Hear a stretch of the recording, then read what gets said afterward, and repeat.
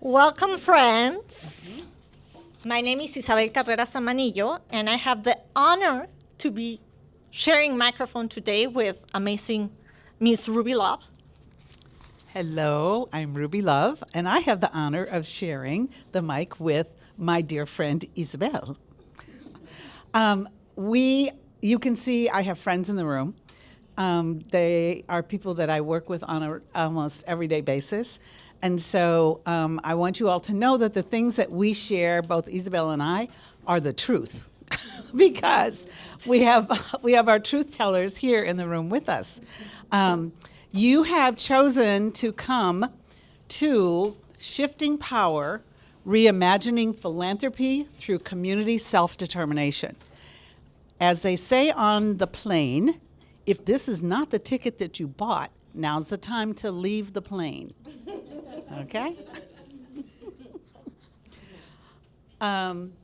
We are going to be filmed, and so what we'll do is she and I will share the mic, and if you have questions, what we'll try and do is probably come to you. Are we coming to them with the mic, or we're going to repeat the question? How's that? So that way they can pick that up. And what else should I say? This is very interactive. It's going to be very interactive. Ruby and I like action. So this is, you are going to learn from us as much as we are going to learn from you. So will be kind of a shared experience. So before we kind of begin, let's go just to to make sure you want to stay here. So we'll go through a little bit of an intro just to know what is the topic. We'll work together some community agreements since we are going to have some activities. We want to know hey, are we on board or no, add this or delete that. We want to know what we understand as philanthropy. I come from Mexico. The things I understand about philanthropy are very different from philanthropy here in the United States, and I have lived in several cities and states in the United States, and each state has their own culture. But then we're going to start diving into what is community-centered philanthropy? Does that exist really? We think it is. Then we'll have an interactive activity where you all are going to think about your strategies to defend community from extractive philanthropy. And we are going to join forces together to think about a little bit what strategies can we take before doing a collective harvest. We're in harvest season, so we're going to harvest some ideas collectively and then just final conclusion. I don't know if there are any questions before we dive into. Ruby, anything that you might want to add? I think No? So before we begin, since I have the mic, we'll start from that, and then we'll come into here. My name is Isabel Carrera Zamanillo. My formal title is Community Learning and Innovation Strategist, meaning I do community education, but my background is more in the biological and environmental sciences. I have worked in Mexico and here in the United States, and I love learning. That is why I love community education. I have been working for Front and Centered for about 3 years. Before that, I have worked for different universities and institutions. But one thing that kind of makes me very, very happy is anytime I have the opportunity to co-create programs with community members. And this could be members from toddlers to elders. My favorite is intergenerational. Intergenerational learning is kind of my favorite approach. Ruby. So Ruby Love, and at Front and Centered, I am known as an organization strategist, and I also work on resourcing major gifts. And I have been in the field of philanthropy for over 30 years, so I've done this a very long time. And the work I've done has been for a myriad of organizations. They have been universities, they've been hospitals, large social service organizations, very, very small grassroots organizations, some that don't even have their 501c3. I've worked also with the people that you would know are the richest people in the world, their names. I'm not going to say them because I don't really deal with them anymore, but I have worked for them also. So my span of understanding philanthropy is very broad, and we are going to talk today about from the very highest to the very lowest levels of people who give $5. So I just want you to know that we're going to try and span the whole spectrum so that you are going to be able to feel like you can be included, okay? So we're going to, just to get to know who is in the room. So, and again, you can do it in English or in Spanish, whatever you prefer. I'm happy to do consecutive interpretation as needed. So if you can share your first name, your pronouns, if you want to say what affiliation you have, doesn't have to, it's optional, and a word you associate with philanthropy. So I'll begin. My name is Isabel. I go by she, her, ella, front and centered, and philanthropy, I mean, the traditional one is giving, but I will say power. Ruby? So my name is Ruby. I actually don't use pronouns because the sweetest word to me in the English language is my own name. So you can call me Ruby, you can call me Miss Ruby, but I will, and Miss Love, that's my last name. But if you refer to me in other ways, I will respond, okay? My organization is Front and Centered, and I associate the word philanthropy with generosity. Okay, I'm going to go and start with our support team person. I hope that you heard an immense variation of what that word philanthropy means to just a room of, 30 of us here, I think. It is that same way outside there in the world. And so what we're going to do today is really talk about this in relationship to people of color. So we can talk about it in relationship to a lot of other people, but Isabel and our work focuses on people of color, and so that is really our context. And I just wanted to kind of lay that out there for everyone, so as you have interaction, you're able and willing to share freely, okay? Thank you, Ruby. And we'll talk a little bit of what Front and Centered as a coalition does, not just the coordination team, but we hope you can share also what your organizations are doing. So before we begin, just again, because we are going to be engaging, here are some proposed community agreements. Nothing, I think, new. But if you have anything that you will want to add, so let's use I statements, be respectful of everyone's experiences and beliefs, recognize intent, acknowledging impact, one mic, one diva.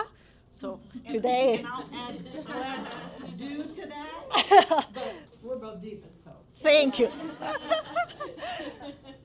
Proactive, active listening. Step up, step back, so give chance for others to share the space. Value all identities and experiences. Agree to disagree. We all come from different communities. We don't have to agree on everything, but we can agree to disagree respectfully. We all have something to share and honor confidentiality. So there are lessons you can take, but if there's a personal share, please, let's keep it here. And I will add one more. Ruby and I, as you can see, we're very friendly. If you need to stand up and take a stretch, hey, I need a break, please, this is your space. So let us know, feel free. I mean, it's a small space. So whatever you need to take care of yourself, please feel free to say so. Anything else that anyone might want to add? Oh, and be curious. Please be curious. Okay. I mean, we have an expert with a lot of years in philanthropy. What do you understand by philanthropy, Ruby?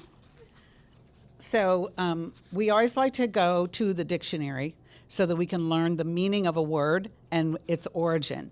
And so literally in the dictionary, it means love for humanity. Yeah, imagine.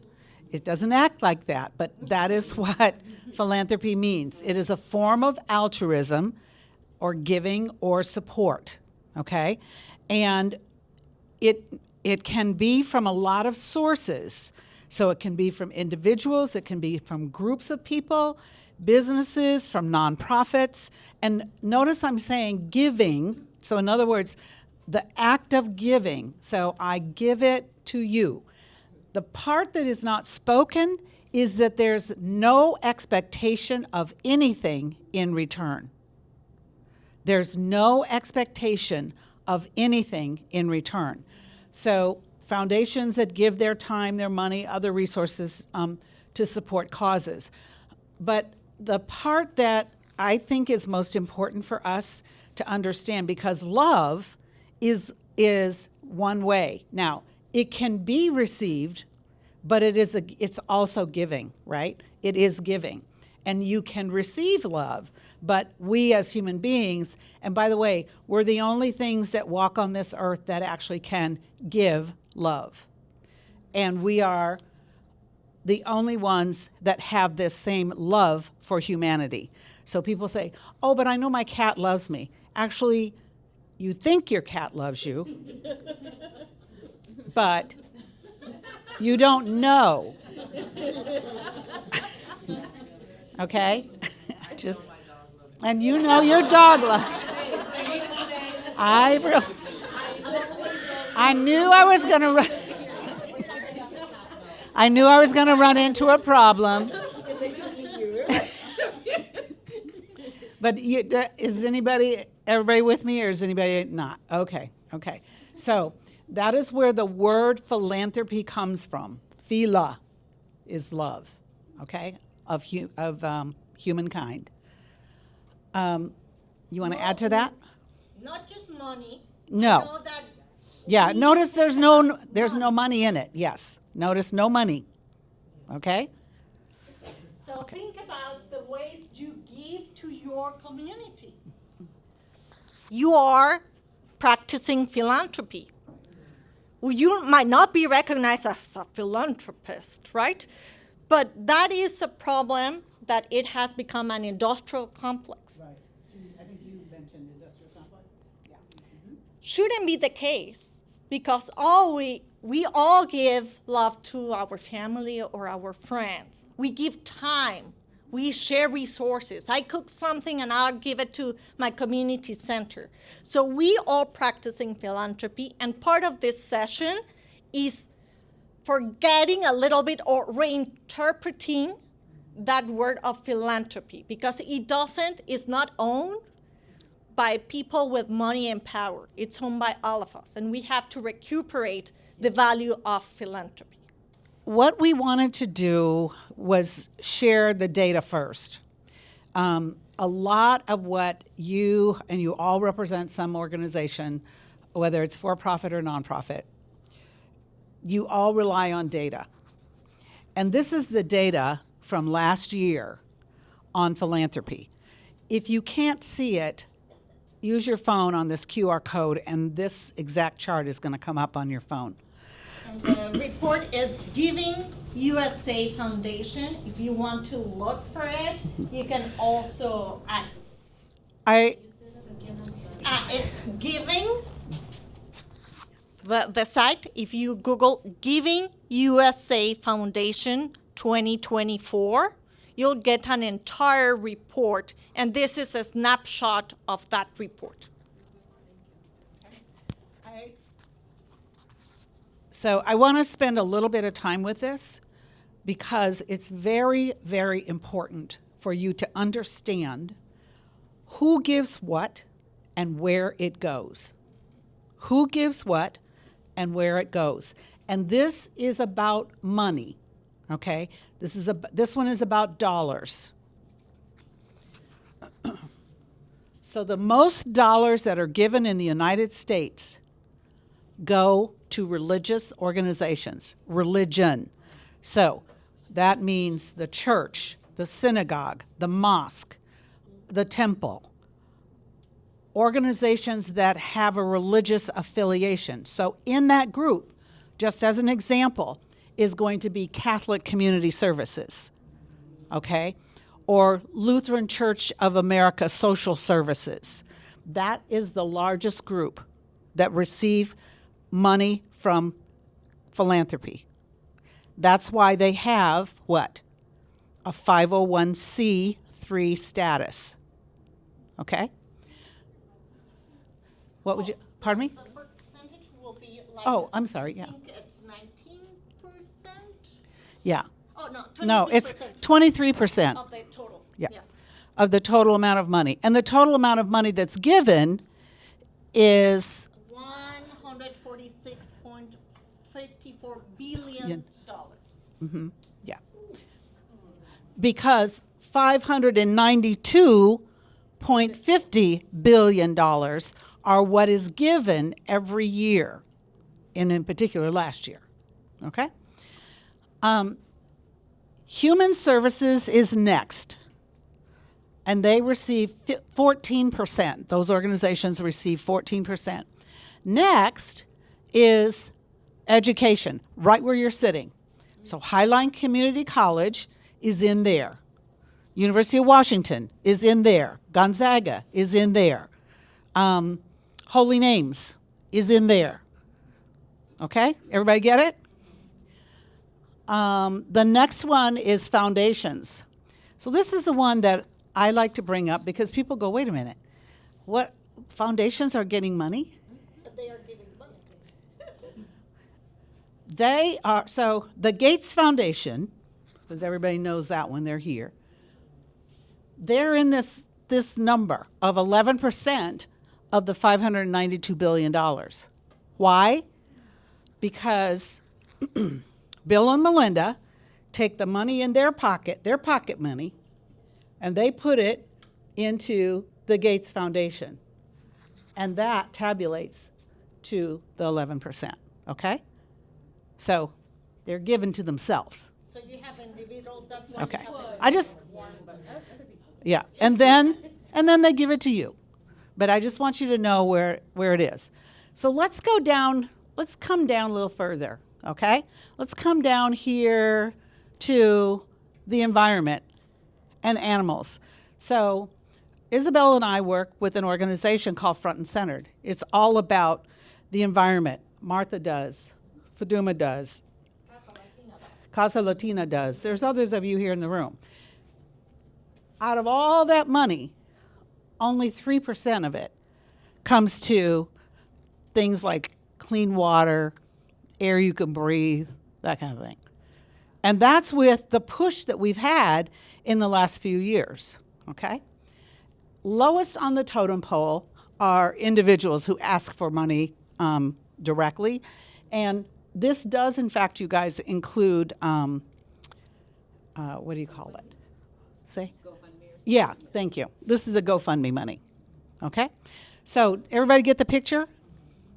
Now what I want to do is come over here. So who gives the most money based on this? Who gives the most money? You and me, not the Gates Foundation. So the biggest number of people, or the biggest source of funding actually comes from individuals. The smallest source of funding comes from companies. So the fact that we run carry after companies is really a bunch of wasted time. Okay? So this just gives you a snapshot picture of philanthropy in the United States in 2024. And another report's going to come out in 2025, next year, so you'll get to see what's happened. Okay? Thank you very much. And yes, we're going into that collective community. So we're talking about power relationships. And when we use the word power, sometimes we think about someone in a higher status. But that, we demonstrated that we all have power in here. Now, we live in a society where institutional and systemic oppression has been what has shaped our relationships, the relationships between human beings and with the land and with nature, right? So if we see power under that lens of oppression and systemic kind of marginalization, we can then think about financial control or dependency, right? I depend on someone giving me money to continue going. Unequal partnerships, someone saying, hey, I give you this, but you have to do that. So that will go also into influence on activities. Mm-hmm. And then, most importantly, especially in kind of the today, is data vulnerability.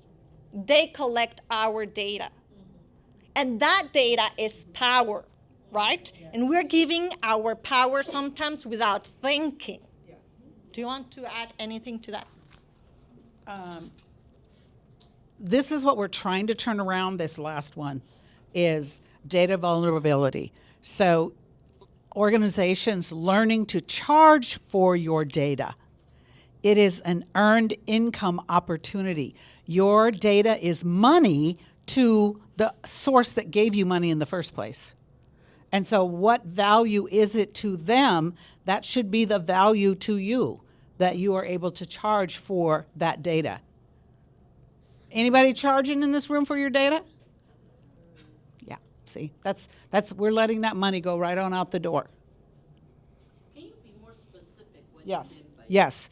How many of you have an organization that has had a funder come and tell you at the end of your funding cycle, we'd like a report on how many people lives you've changed, what impact you've made. It's called an impact report. Mm-hmm. Most places even have an impact officer. Yeah, some type of deliverable. You have to give some type of deliverable on impact. That deliverable is then taken into that foundation. Generally, it's a foundation. That deliverable is put into a foundation's report as if it were theirs. So what can they do? They can call, I'll be big Ruby donor. They can call Ruby and say, Ruby, this organization collectively with these other 6 organizations made this kind of an impact, and we'd like for you to make your next gift of $100,000. And I say, oh yeah, that's amazing. You are doing such great work. Got it? Okay. From personal experience, I'm an immigrant, right? My data is very sensitive, but I'm asked to share sometimes my phone number, my email, my address, puts me at risk in the current political situation. And right? And sometimes we don't think because we're said, oh, we're going to give you money. Or you have to collect the information from the people you will be serving. And they tell you, oh, I need zip codes. I need racial and ethnicity profiles. I need, all that is data, and we are putting sometimes our communities at risk. Okay, so a way to contrast these risks include, and this is what we were just talking about, defending self-determination. I know what is best for me. And my organization knows what's best for my community. And that is what that means. The other piece of it is celebrating culture. You guys, it's so interesting. I was listening to a podcast today, and I'm going to share it with all of you because, can I get everybody's email? How do I get that? She's my facilitator. Okay, thank you. Okay. It's yeah. Well, it's because I want you to listen to this podcast. And it's by a woman out of North Carolina. Okay. I will, yeah. So what she says, and this is so interesting, you got to think about it. She said that the white culture today is actually better at celebrating culture than we of communities of color. I was like, I had to back it up. I had to back that one up. She said the reason that we're in the predicament that we're in right now is that the white culture today is better at celebrating culture than people of color are of celebrating their culture. I was like, really? And the more I think about it, the more I think that's true. Yeah, and I want to say this. The Northwest, in particular Seattle, pretty unique, okay, in terms of how we celebrate culture here. You step outside of here and you are in Never Never Land. So again, yeah, I want you all to stretch. Keep stretching your thinking. So the first time I came to Seattle, I went into depression. I come from Mexico City. You have the music, the smells, history everywhere, colonial and non-colonial. But you have like always there expressed. Came to Seattle and I'm like, a bomb, what happened here? Why is that the buildings have no culture? Like, well, yes, it's a culture, white culture, right? How many times we have to code switch? Because we are in an institution or in a place and we have to code switch.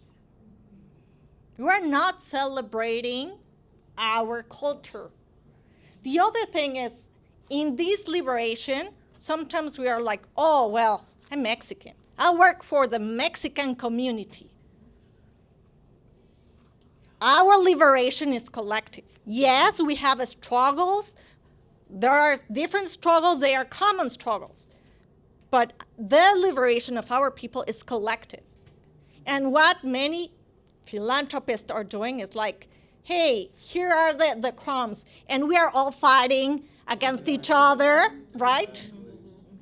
And we are not looking for this liberation. Hey, what if I get a grant and say, hey, let's collaborate on this, rather than say, oh, I got a grant. I'm going to serve my people, right? So I think that there are ways in which we can rethink, and this is kind of very difficult because it's deep in us. Sometimes we have internalized this attitude. So,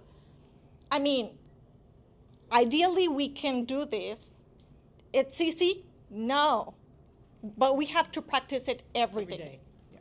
I think that many cultures have a learning curve that they are in as it relates to what Black people in this country have done that have made it possible for others to come and to stay. And please listen to what I said. It's a learning curve. And some want to learn and are learning, and others are struggling with that idea. And so I know that happens, and I really do go back to trying to celebrate culture and include people and be aware of others' cultures that I want to learn from as well. So let's come back together. Don't worry, there will be still more time to work on those strategies. But before I pass the mic to Miss Love, you found the podcast. Well, it's in YouTube, so if you want to take a look, I put it here, Hometown Holler with Tracy McMillan Cottom. October 25th is when it was... October 5th. Oh, 5th. Of 2025. 5th, yes. And then you said that she writes for... She writes for the New York Times. Oh, okay. Yeah. And the Hometown Holler is... Oh, I'm sorry. She writes for the New York Times. The Hometown Holler is out of North Carolina. So there's these two white dudes that do the podcast. Tracy is a Black woman, and as I said, she's a writer for the New York Times. It's an amazing conversation with her. I will just tell you that. So, Ruby, do you want to collect ideas? Yeah, I would love to collect ideas.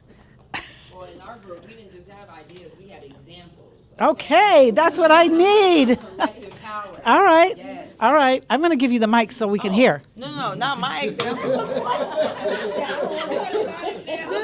No, I don't want to talk about it, but it wasn't my stories. But yeah, if you want to share your example? Yeah, it was a really great example here. Those two? Yeah, it was a really good example. Like that was, that's been actualized. Ideas are great, but actualization is cool. For us, so again, Stephen Surrey, he and pronouns, executive director of POCAN. I think for us initially, when I took on the job, the state numbers around, particularly around HIV and STIs, were very clear, right? Young black men, black women were the most impacted and affected in the state, almost mimicking what it is nationwide. The state had funding for a prevention clinic and was really toying with giving it to the same agency that already had a PrEP clinic, just in another space that wasn't serving community well. So we enlisted some technical support because we were on one grant that gave us that opportunity to pull in some national folk. And so we pulled in folk from New York. They gave us some technical assistance, wrote a glowing proposal based off, at that time New York was the best, they had the best numbers. Nobody was doing PrEP uptake really well in black communities, but they had the best numbers. And so we wrote a glowing proposal to the Washington State Department of Health, and instead of funding us, they convened a council of everyone that was working with black communities to see who would best fit the funds. And in that council, we met for an entire year. None of them wanted to do a PrEP clinic. They only were concerned about navigators, right? Having navigators funded at their units. And so, I just had personal conversations, and I convinced everybody that we just need to tell DOH what we need and what's going on. And so we did, and they were kind of forced really to give us the funds because nobody else would take it. The PrEP clinic is thriving now and doing really, really well. But we had to assert our power. We brought community aboard. We talked to community about what was going on. We talked to community about where the funding was. We did surveying. We brought in Washington State University of Washington to help us do some surveying of community and why they weren't going to the PrEP clinic that was currently existent, that was 99% white. And so it just put them in a situation where they either had to, shit or get off the pot. All right. Thank you. Another group. Example. Oh, wonderful. Here, wait. Let me get you the mic, because these guys are taping this, and we may as well use the data. Yeah, the data. Well, I just want to acknowledge the risk that they took, right? In possibly being rejected, right? And losing out on whatever funding could have happened. And we were talking in our group about like how there's a risk to self-determination and a risk for us when we control the narrative and if it's worth it or not, and we think it is. And so it's powerful to hear how you were able to make that happen. Thank you. That's wonderful to be affirmed like that. Another example? Oh. Thank you. So chime in if I miss anything. So in terms of the first question on the dependency, she came about it from both sides. From the funder side, it was exploitation. Like there's a tendency for them to exploit, our resources, our services. And then on the community side, there's a lack of understanding. They just think, oh, you got free money, you need to do this and this and this. And so we also talked about kind of the middle generation, trying to navigate the older and then the younger in community and trying to get them to work together. But, some people not being open-minded. And so it's very difficult to explain, this is actually the law, so we need to do this. And, just kind of pushing back on those cultural norms or you're younger, just do what I say kind of attitude. And then there's also causing of burnout. With this constant power and pressure on the generation, and then also the high expectation from community, and then And something that I had brought up was kind of the lack of creativity. You know, when there's a scripted way of like responding, I gave the example of like mental health, that, you know, funders will often say like, we need you to help with mental health in a culturally appropriate way. But I've, you know, gotten my voice where I push back and say like, hey, you're coming to us and telling us to use your Western words that are not going to work for a lot of immigrant community. Well, not just one, but you know, people of color. Like if you, as an example, during the pandemic, you know, the youth came to us and said, we need help. You know, we're not getting service where, you know, kids are dropping out of school. And so when we tried to do a youth mental health program where we were funded, I couldn't get one parent to sign up. And even though you think, oh, these parents are progressive, they would not sign up because they don't want to label their kids. I get it. So I had to turn around and call a youth empowerment. I got 25 signups like immediately. So it's like, let us create the words and create the program, because you're taking away our ability to get solutions for community and be proactive to make change systemically. Thank you. Any over here? That was great. Thank you. Yes. I'm not sure where to start. Oh my gosh, we had Start at the beginning. Yeah, I mean, I think your example of what your father told you is that open hand. Yeah, keep your hand open. Yeah. Because only an open hand can give and receive. Because you don't closing it might change. That's right. So it was that strategy of that we need each other. That I think funders sometimes, right, in all that they give to us and what they want, they take that away from us. That ability to rely on one another. Yes. So that was a lot of what we had talked about. I don't know if there's. Yeah. Did you want to add? Yeah. I think it just if we are using the definition you provided, the philanthropy has involved with different level. It could be from the foundation give it to us, right? And what's your name? I'm sorry. Helen. Yeah, Helen talks about, you know, when the funder from a private foundation has a very descriptive program per se, then basically is increase the dependency. Right, because we rely on their money to do the things they want us to do. It's not so much of the community driven, right? So that's a problem. And so if the foundation, private foundation or funders say that, okay, we give you money, you can decide what you want to do, then that will change the landscape. That will change that will reduce the dependency, because now there is a self-determination goes to the agency, right? The agency that people have can make that decision. Then, if we look at in the community like what, Fatuma, right? Fatuma was referring to is the community itself should be able to depend on their community when they need help. And it's not an unhealthy situation, right? It actually is a strength in the community that we can rely on each other. So it's building a community that everybody feel belong.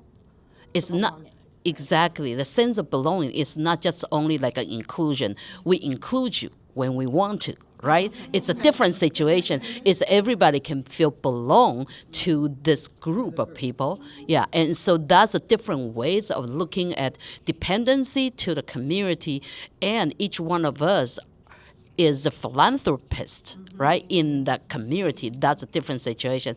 And the last part of it is that I think too often from the community organization's perspective, because nonprofit is also a philanthropy, right? And what I share is that too often when we have our staff who really care about our community, but what they do is actually create a helplessness.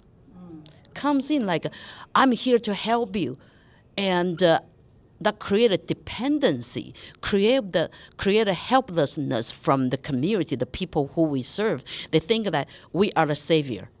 Only when we come in to help them, they can do it, and that's a danger. So what So what the nonprofit need to do is really recognize that how can we create a resiliency from our community? How can we create the power that they can own it, they can have the agency? And that means we need to think about how our practices is helping them to gain knowledge, skills, and also practice and demonstrate, model, mentor them so they can become their own. Exactly. And they don't need us. That's a success. When they don't need us, that's a success. Okay. We don't need them. And we don't need the agencies, that's what I'm saying. Yeah. They don't, Yeah. our community doesn't need us, and we build capacity too. That's It's real. This is really good. I don't know if I need to make any examples. Well, actually, we are going to go into the examples. In Okay. the group behind, do you want to share anything? Oh, yeah. Sure, we can. Oh, wonderful. Okay. I was just sharing because I'm with the city, and by code, we're required to procure every 4 years and have a 4-year cycle. There's exceptions to that, but just the idea of that, there's so much dependency that puts in place.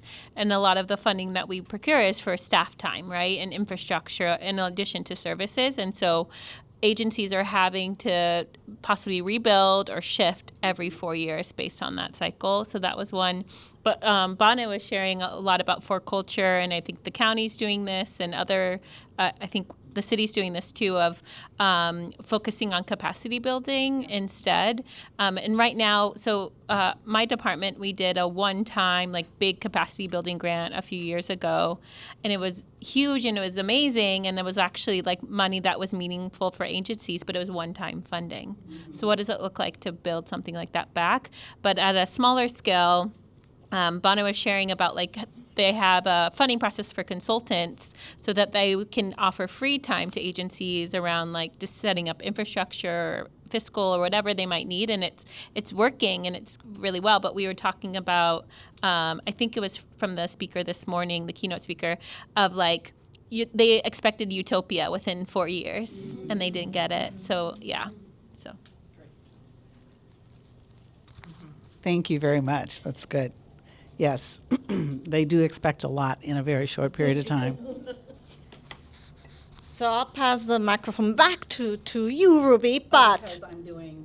so a little bit of what we are all talking is how can we involve community voices in this process? It's not just us as the directors of an organization or as the coordinators of a program, but in what ways are we incorporating those community voices, and in what ways we are promoting this meaningful collaboration where really it's our priorities, it's not just the priorities of one part, because philanthropy, it's a relationship.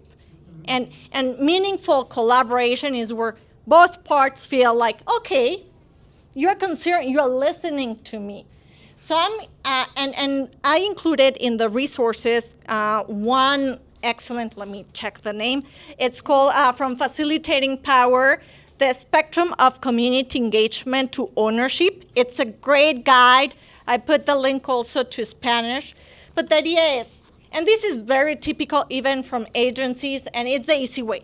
The easy way is to keep us informed. I put something on my website. That is my community engagement. That is not meaningful. It's just unidirectional, right? To going into, well, I might do some listening sessions. That's a level of involvement. Well, there's something, thank you very much. But really to have this superpower, it's that ownership, right? And where it's that capacity building, where the members in the community do not rely only on the organization to be able to be resilient and thrive, right? It's really that community empowerment. So we included some examples such as participatory grant making, community-centric fundraising, place-based initiatives, cultural stewardships, community-led funds, and equitable grant making and meaningful partnerships. Ruby, do you want to share some examples? Yeah, I'll just give you a couple. So I'm going to give you one. This is from an organization that was really white, and I joined their board because they hired my daughter's classmate, a friend, who is black, and he said, I got to have somebody help me get through this because, they'll win if you don't help me. And I said, well, the two of us can't do it, so we've got to bring on some more people. So I brought on 3 more people of color onto the board. And I started essentially dismantling the white supremacist way that they had of raising money and granting money. And it took me us 2 full years to do that. In the meantime, he left. And we hired, and I ran the executive director search committee. We hired another person of color. She's still there.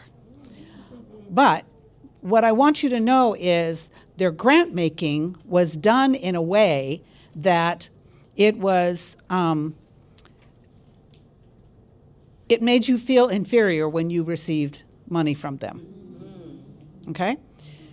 So what we did was we took away the least amount, they had a ceiling. You had to give X amount of dollars to be in this organization.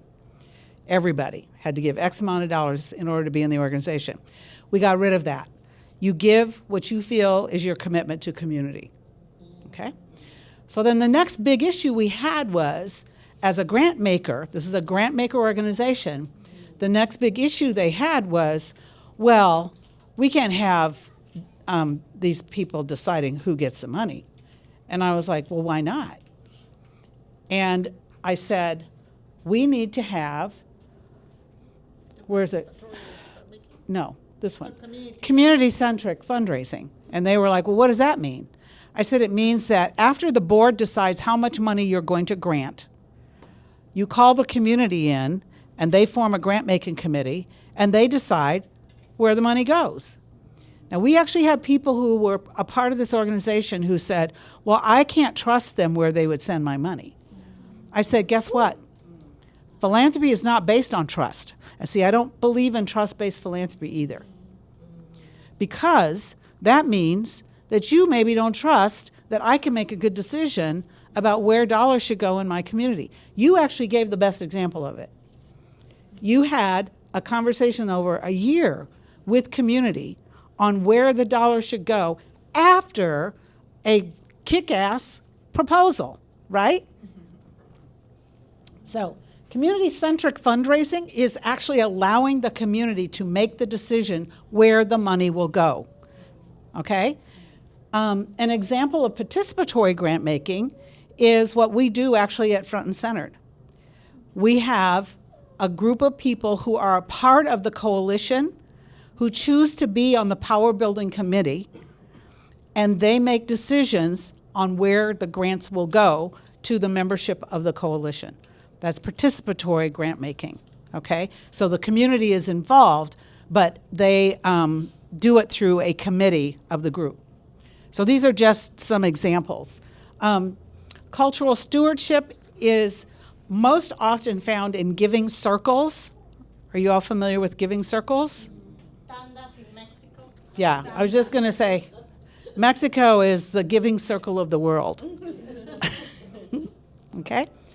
And then equitable grant-making partnerships. Oftentimes you will find foundations will come together on a issue area, and they give millions of dollars to support that issue area. So an example of that is it's called Blue Meridian, and Blue Meridian has about 12 of the largest foundations in the country, and they have 3 areas that they fund, and they give millions of dollars that way. So that's an example of equitable grant-making partnerships. And so they hold each other accountable. Those foundations hold each other accountable for how they grant those dollars out and what they ask of those who receive the money in terms of reporting back. You guys, I like to talk. I like real talk. I like to be transparent, okay? I like for you all to know the truth.